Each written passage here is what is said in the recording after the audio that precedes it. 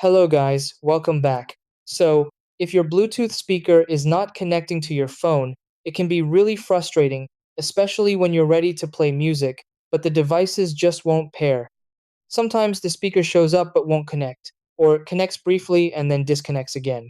This issue is very common and usually not caused by a serious problem. In most cases, it happens due to pairing errors, connection conflicts, or small glitches in either the phone or the speaker. The good thing is that you can fix it quickly by going through a few simple steps and resetting the connection properly. Once everything is cleared and reconnected, your speaker should work normally again. So, in this video, I'll guide you through the exact steps to fix your Bluetooth speaker connection issue. Try these.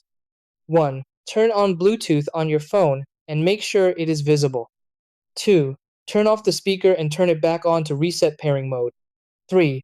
Remove the speaker from your phone's saved Bluetooth devices. 4. Search for the speaker again and reconnect it. 5. Keep the phone and speaker close to avoid signal issues.